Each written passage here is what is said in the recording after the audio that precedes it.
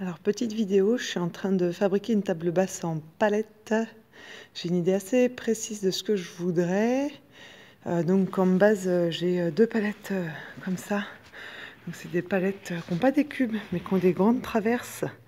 Et ici et là, à ce niveau, il y avait des lattes que j'ai déjà retirées. C'est des palettes qui servent pour le BTP, pour livrer des sacs de ciment, des choses comme ça qui sont assez lourdes. Donc j'en ai deux, j'ai déjà commencé à démonter du coup un côté les lattes et ici aussi, donc une qui va faire le dessous et une le dessus. Donc en fait, l'idée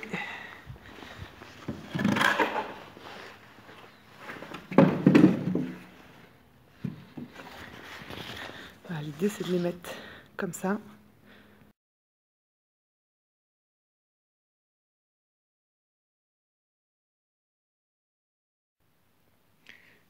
Je vous retrouve avec un petit plan parce que j'ai une partie des vidéos de l'avancée de ma construction qui se sont pas bien sauvegardées. Donc je vous montre sur plan mon idée pour que vous puissiez comprendre un petit peu où je vais. Donc les deux palettes l'une sur l'autre, comme je vous ai montré juste avant. Et ce que je souhaiterais faire, c'est au centre faire des niches avec une niche centrale ici qui serait ouverte, dans laquelle on pourrait mettre par exemple, je sais pas, un petit pot voilà, avec une petite plante. Une petite plante sympa. Sur le côté, profiter de ces espaces pour faire des niches fermées, dans lesquelles on pourrait ranger par exemple les télécommandes. Et en dessous, il y aurait des tiroirs, donc 4 tiroirs en tout. Là, il y en aurait aussi d'autres tiroirs là, qui seraient faits avec des caisses à vin.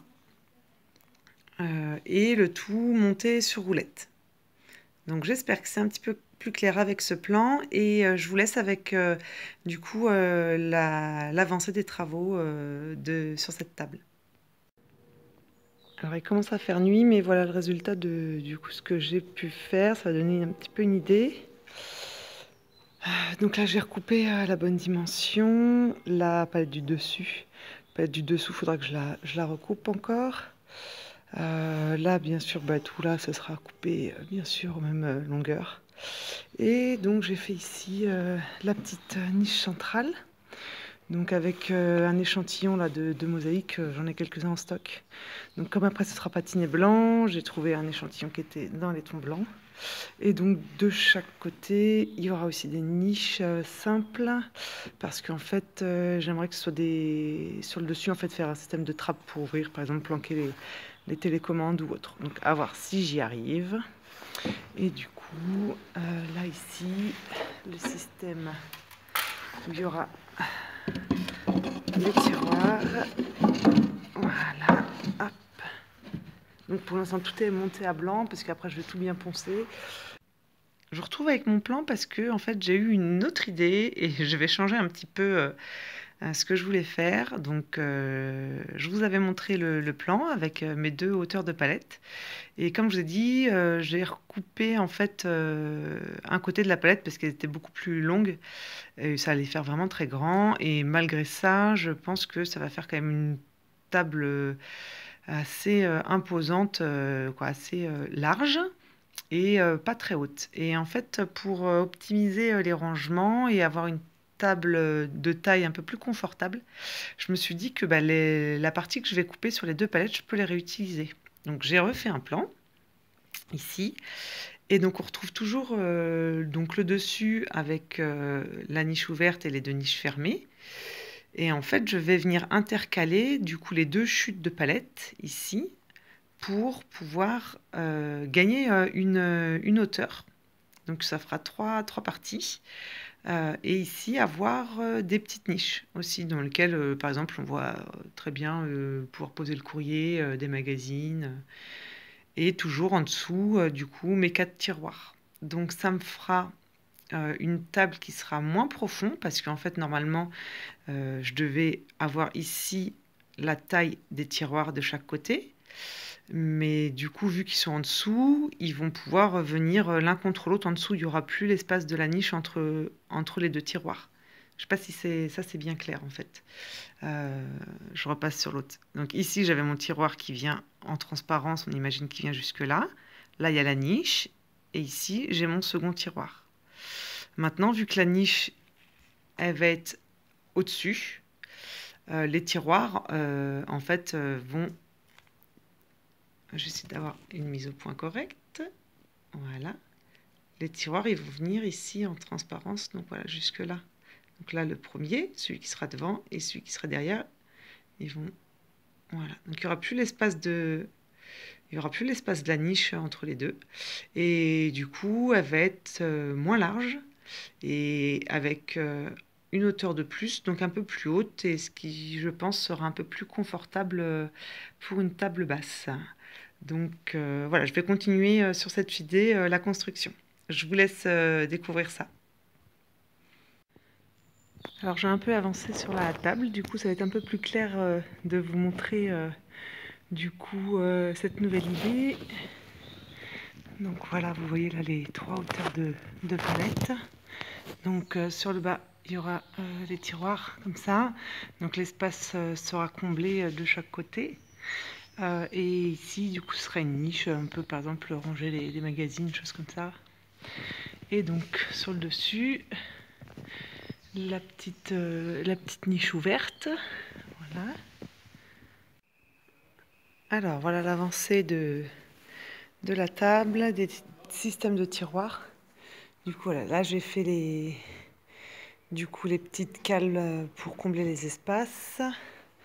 Derrière, je suis venue mettre une petite latte là de palette qui va permettre de servir un peu de système de glissière pour la boîte et aussi de buter sur celle-là. Donc je les ai mis en quinconce, comme ça celle-là elle vient buter sur cette petite planchette et elle va pas pouvoir venir pousser l'autre tiroir, que quand on rentre un tiroir, il n'y ait pas l'autre qui ressorte de l'autre côté.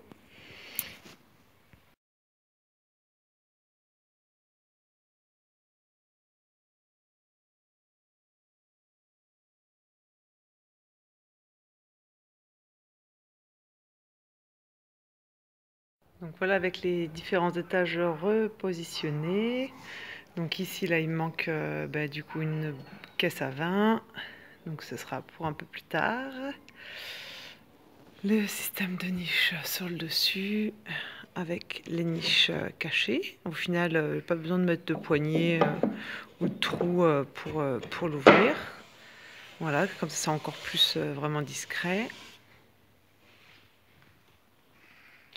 Et de l'autre côté, avec du coup les tiroirs en place et les différentes cales. Donc il me reste à solidariser du coup toutes les palettes entre elles. Et après, place à la déco. Et l'autre ici.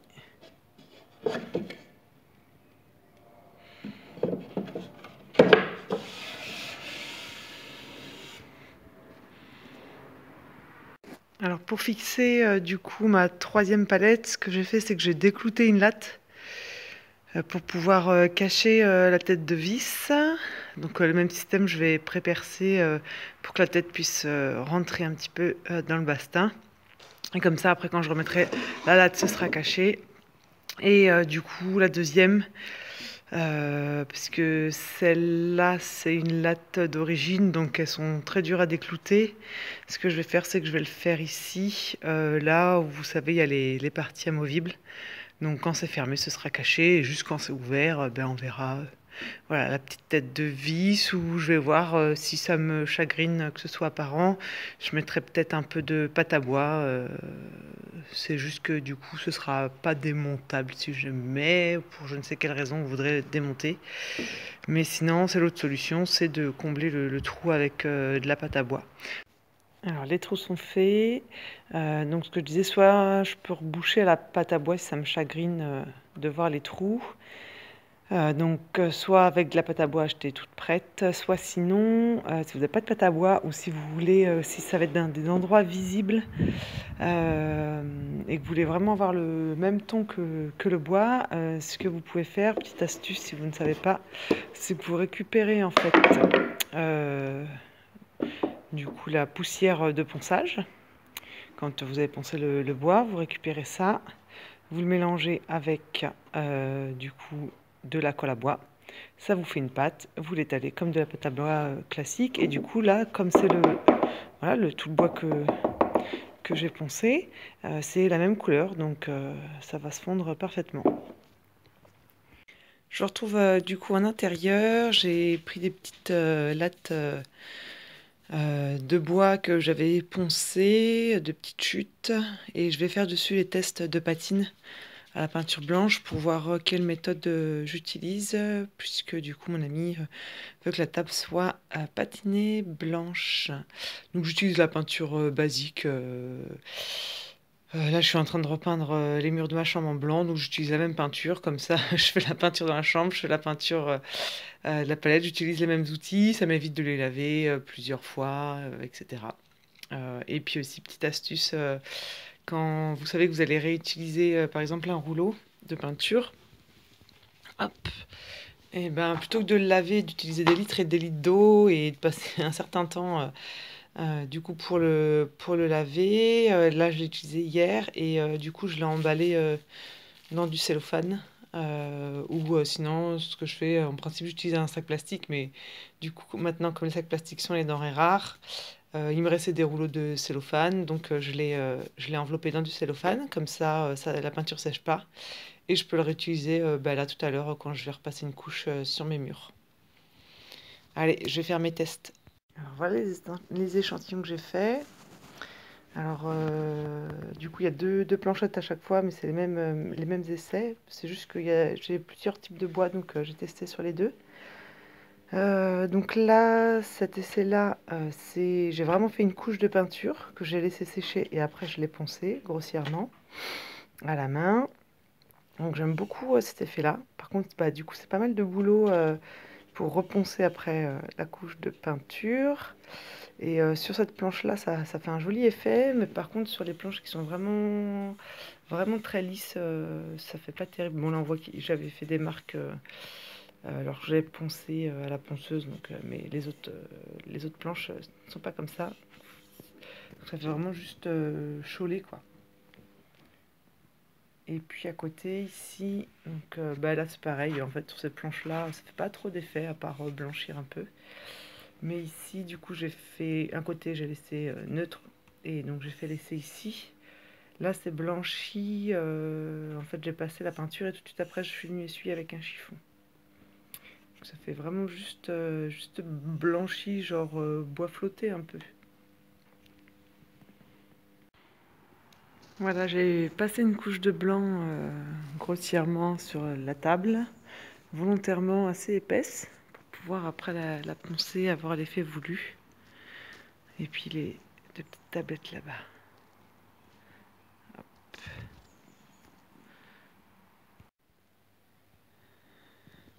J'attaquais le ponçage, donc ça donne un bel effet. Cette planche-là, c'est celle que j'ai fait la première, et je sais pas, elle rend pas pareil que l'autre. J'ai commencé celle-ci, et celles-là sont pas faites. Donc à la main, papier de verre, dans lequel je mets une petite cale en bois, pour pouvoir poncer bien à plat.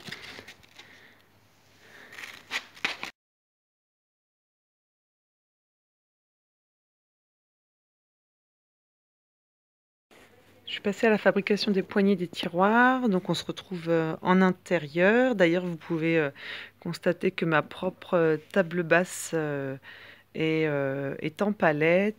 Donc c'est en fait une armature métallique, c'était une table basse du commerce. Le plateau qui était blanc, simple, était assez griffé, abîmé, etc.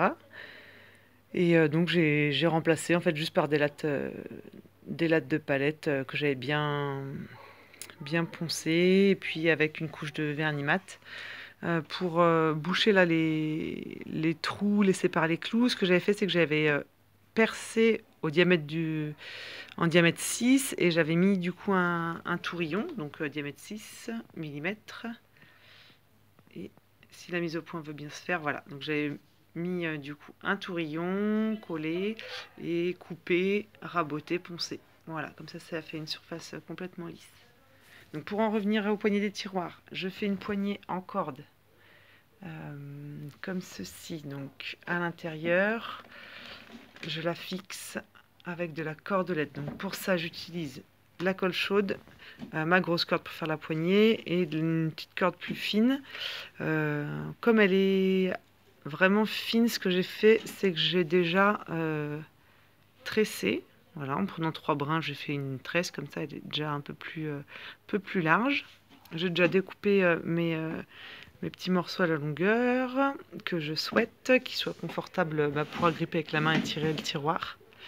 Et du coup, à l'intérieur, ce que je fais, c'est que donc là, c'est la première que j'ai fait. C'est pas le plus propre, mais j'ai commencé à droite et vous voyez, j'ai fait le deuxième à gauche qui est déjà un peu plus propre.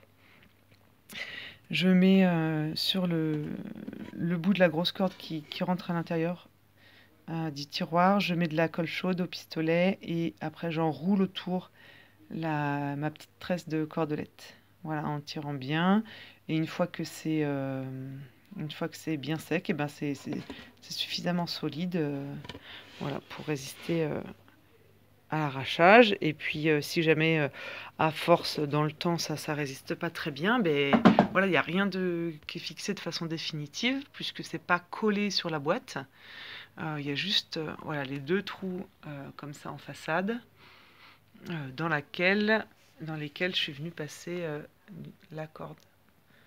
Voilà, donc j'ai prévu un petit peu de marge. J'enroule du coup ma cordelette à la colle chaude et après je recoupe l'excédent pour faire propre.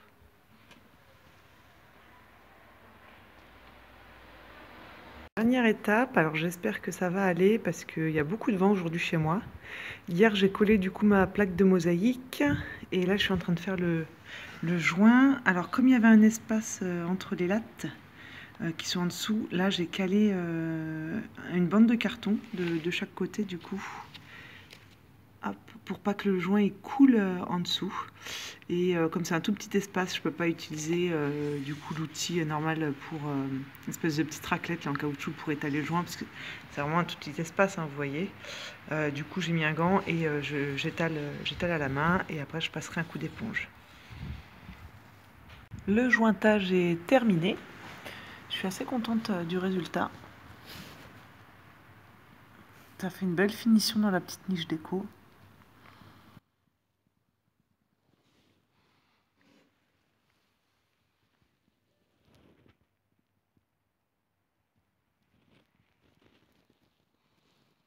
Et avec du coup les tiroirs avec les poignées